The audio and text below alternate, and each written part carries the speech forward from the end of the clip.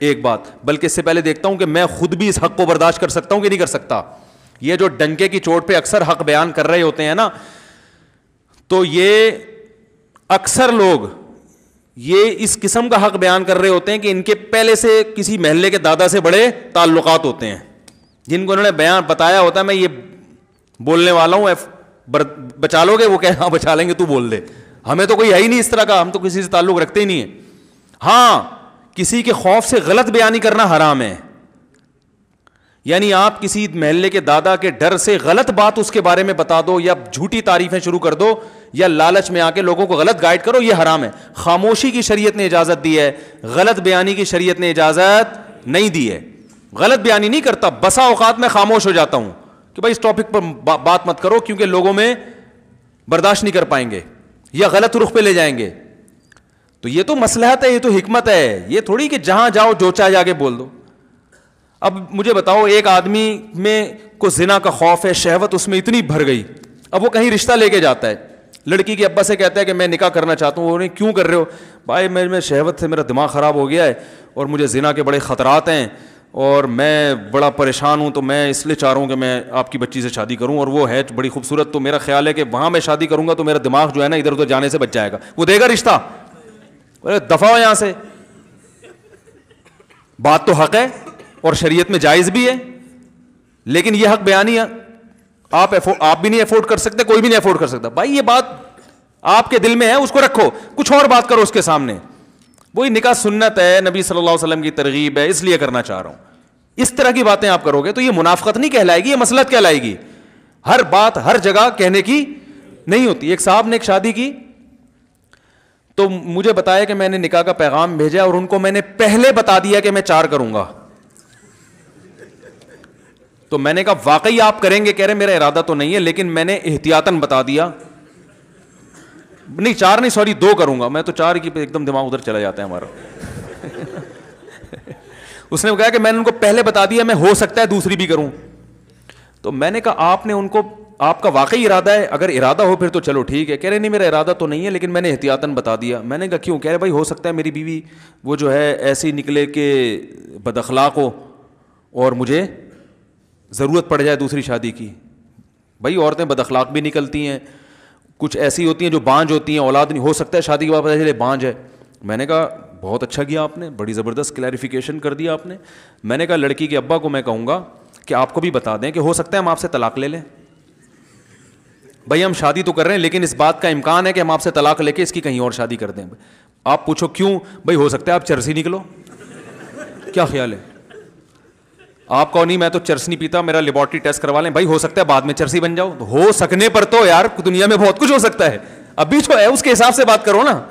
میں نے کہا آپ کا ارادہ ہے نہیں, خام خواہ میں وہ رشتہ توڑ دیا انہوں نے. وہ بالکل صحیح کیا لڑکی کے ابا نے, بہت اچھا کیا توڑ کے. میں نے کہا کوئی بھی ہوتا رشتہ توڑتا ہے بلا وجہ, ہو سکتا ہے ہو سکتا ہے.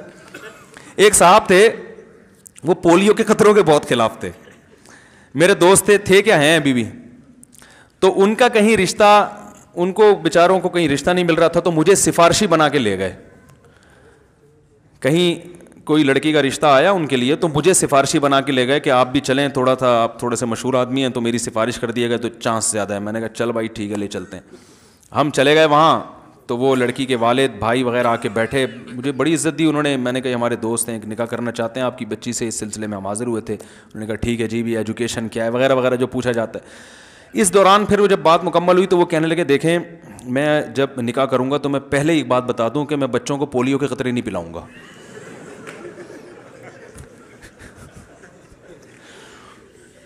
ابے میں سر پکڑ کے بیٹھ گیا یوں کر کے. اب میں اس کو یوں اشارہ بھی نہیں کر رہا کہ میں یوں کروں گا تو وہ بولیں گے یہ آپس میں ان کا پہلے سے کوئی پری پلان ہے کہ میں یوں بولوں گا تو یوں بولنا. اب میں دیکھ نہیں رہا اس کی طرف. وہ کہہ رہے کیونکہ میں یہ پولیو نہیں, میں اللہ پہ توکل کرتا ہوں, یہ یہودیوں کی سازش ہے اور یہ فلانا ہے اور یہ ویکسینیشن اور یہ. ابے تو شادی تو ہونے دے, بچے تو ہونے دے اللہ کے بعد. انہوں نے ہاں ابھی کی نہیں ہے. تو میں نے پھر وہ انکار ہو گیا اور ہونا تھا انکار. میں نے پھر اس کو بول لتاڑا یار تم نے کیا. کہہ رہے بھائی ہم تو پہلے سے تاکہ بعد میں جھگڑا نہ ہو. یہ وہ لوگ ہیں جو ڈنکے کی چوٹ پہ حق بیان کرتے ہیں. ڈنکے کی چوٹ. اب بھائی تم نے نہیں پلانے تھے اللہ کے بندے. تو وہ پولیو سے اتنا وہ نہیں ہوئے پریشان, وہ اس سوچ سے ہو گئے کہ یار یہ فنڈامنٹلسٹ کی انتہا ہے. یہ تو بہت بڑا فنڈامنٹلسٹ ہے, تو اتنا بنیاد پر ایسا ہو سکتا ہے وہ لڑکی کے ابا بھی پولیو کے قائل نہ ہوں, لیکن اتنا پولیو لیس.